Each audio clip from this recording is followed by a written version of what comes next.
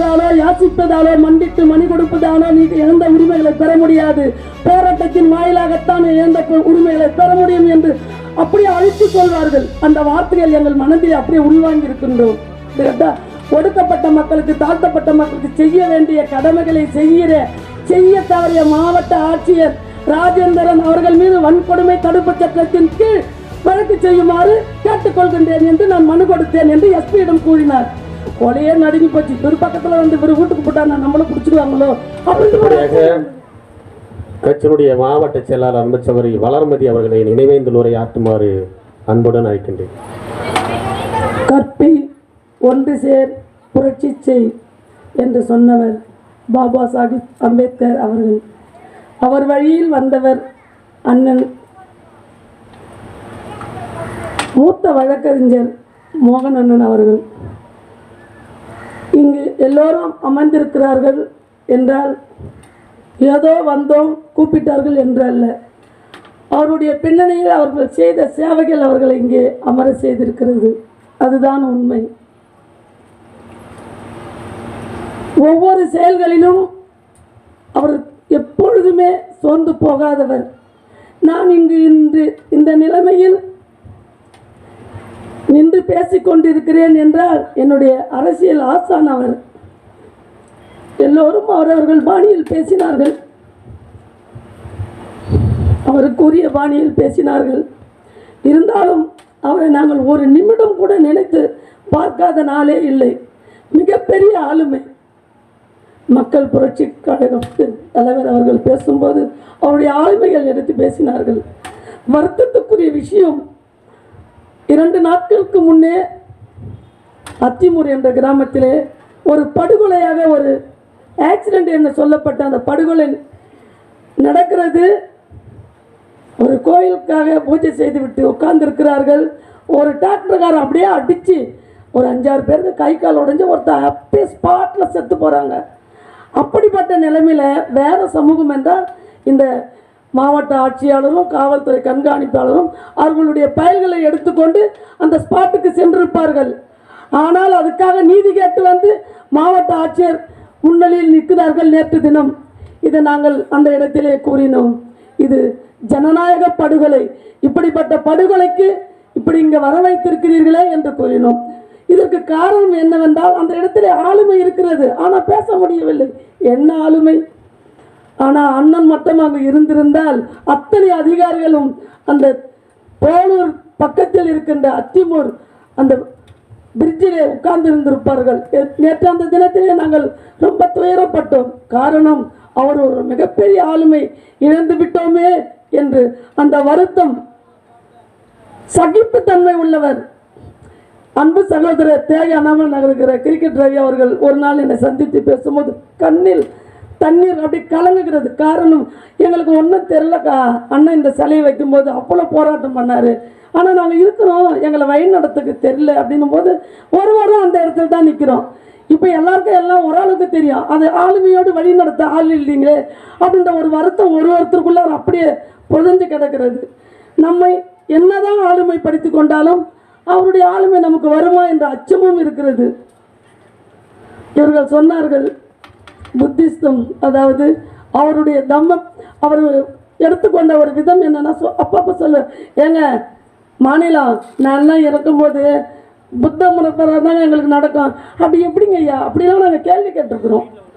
ஆனால் அவர் நினைச்சாரு, அது நடந்திருக்கு. ஏன்? அவர் பெற்றெடுத்த பிள்ளைகள் அதை வழி நடத்துகிறார்கள். நான் யுவராஜி அப்பப்போ நான் தொடர்பு கொண்டு பேசும்போது டென்ஷன் ஏற்றுக்காதுப்பா அப்படி குழுவாக பேசுவேன். அக்கா இல்லைக்கா, ஏன் அப்படின்னு சொன்னால் பயங்கர ப்ரெஷரு அக்கா, அந்த கட்சிக்கு வந்தால் நான் பயங்கர ப்ரெஷர் ஆகிடுவேங்க. உண்மைதான், எனக்கு கட்சிக்குள்ளே பிரச்சனை, வீட்டில் பிரச்சனை, வெளியே பிரச்சனை, இது எல்லாத்தையும் எங்கே சொல்ல முடியும்? கூலாக எடுத்துக்குவோம். அப்போ நான் சொல்லுவேன் அவர்கிட்ட, எல்லாமே பிரச்சனை தான். இதுக்கு நான் எப்போ நினச்சிக்குவேன்னு சொன்னால், இவருடைய ஆளுமை எப்போ நான் பார்த்தேன், அவருடைய சகிப்புத்தன்மை, அதை நான் அப்படியே உள்வாங்கிக்குவேன். எப்பா நம்ம என்ன ஒரே ஒரு பிரிக்கப்பட்ட மாவட்டத்தில் ஒரு இடத்துல இருக்கிறோம், தலைவர்லாம் அதை எப்படி எடுத்துக்கொண்டு இருக்கிறாரோ என்ற எண்ணத்தை நான் உள்வாங்கிக் கொள்வேன். அப்போது தான் நான் அன்பு தம்பி யுவராஜிடம் பேசும்போதெல்லாம் கிரிராஜியும் நீயும் அப்பா என்ன சொன்னாரோ அதை அப்படியே நீங்கள் உள்வாங்குங்க அப்படின்னு சொல்லி அவங்களுக்கு ஆறுதல் சொல்ல முடியாது. ஏன்னா அவங்க தைரியமாக இருக்கிறாங்க. நான் ஒரு நாள் அப்படி நடந்து போகும்போது கிரிராஜ் என்னை பார்த்துட்டு, ஆண்டி நீங்கள் ஏன் நடக்கிறீங்க, வாங்க நான் உங்களை கூப்பிட்டு போயிட்டு வண்டியில். இல்லைப்பா பக்கத்தில் கார் நிற்குது. அந்த ஆளுமை அவங்கள விட்டு அது போகலை, ஆனால் அவங்க வளர்த்துக்கிட்டாங்க. ஏன்னு சொன்னால் அவருடைய பிளட்டு அது. அப்படிப்பட்ட இடத்துல தான் அவர் இந்த பிள்ளைங்களையும் இப்படி தான் நீங்கள் வளரணும், இப்படி தான் நீங்கள் பேசணும், இப்படி தான் நீங்கள் நடந்துக்கணும் அப்படின்னு ஒரு முறையாக அவர் பக்கத்தில் சொல்லும் போது நாங்கள் கூட இருந்து பார்த்தவங்க. பிரேமா மேடம் கிட்ட நாங்கள் பேசும்போது, நாங்கள் சீக்கிரமாக முடிச்சுட்டு உங்கள் கட்சியில் இணைஞ்சிடுன்னு சொல்லிட்டு இணைஞ்சவங்க. ஆனால் ஒரு மீட்டிங் கூட அவங்க அட்டன் பண்ண முடியலையேன்ற வருத்தம் எனக்கு. எல்லாம் ஒரு எந்த மீட்டிங்காக இருந்தாலும் எங்கள் கூட வந்துடுவாங்க. ஆனால் மேடை ஏற முடியாது, கீழே உட்காந்துருப்பாங்க. 10,000 கொடுப்பாங்க. அண்ணாங்கிட்ட சொல்லி, ஏங்க இதை கொடுத்துருங்க தலைவருக்கு. 2 பேருமே அதாவது எழுச்சி தமிழோட பயணித்து படித்தவர்கள், பண்பாளர்கள், அவரை உள்வாங்கினவர்கள். எழுச்சி தமிழை பற்றி அவர் பேசும்போது, ஐயோ பாவங்க தலைவர் என்னதான் இவனுங்கிட்ட மாட்டிக்கிட்டு முடியலங்க அப்படின்னுவார். அண்ணா நீங்கள் அப்படி சொல்கிறது எனக்கே கஷ்டமாக இருக்குது. நான் ஐயான்னு தான் கூடுவேன். அவர் ஒரு இடத்துலையும் எங்களை அறிமுகப்படுத்தும் போது சொன்ன மாதிரி ராஜகுமார் சொன்னார், முதல்ல போனதுமே அவர் எந்த விஷயத்துக்காக வந்தோம் என்பதை அவர் சொல்ல மாட்டார். இவர் இந்த பொறுப்பில் இருக்கிறார்கள், இவர் இப்படிப்பட்டவர்கள் என்று அடையாளப்படுத்தியவர் தான் அண்ணன் மோகன் அண்ணன் அவர்கள். நான் பெண்கள் கூட அதிகமாக இருந்ததில்லை. ஆனால் அவர் சொல்லுவார், எஸ்பிகிட்ட கூப்பிட்டு போயிட்டு கேட்கும்போது, ஐயா இவங்க மகளிர் மாநில துணை செயலாளருங்க, 1 மணி நேரத்தில் 1000 பெண்களை திரட்டி ஆர்ப்பாட்டம் நடத்த ஒரு ஆற்றல் மிக்கவர் சொல்லிட்டு வருவார். ஐயா அப்படின்னு சொன்னீங்க, நான் எப்போ அப்படி செஞ்சேன்னா அப்படி தான் சொல்லுவேன். அப்படி எங்களை தூண் போல நின்று எங்களை தைரியம் கொடுத்தவர். இங்கே நிற்கிறேன்னு சொன்னால் மாவட்ட செயலாளராக சாதாரணமாக இல்லை, அவர் வளர்த்த வளர்ப்பு. நான் அசால்ட்டாக சமூக அப்படியே நான் சும்மாவே இருந்துட்டேன். எனக்கு பார்த்தீங்கன்னா கட்சியில் ஈடுபாடு இவரால் தான் வந்தது. நான் சமூக போராளியாக நான் இருந்துருவேன், கட்சியில் இணைய மாட்டேன். இந்த கட்சியில் இருக்கிற சிக்கல்களை நான் பார்த்து ஒதுங்கினேன்.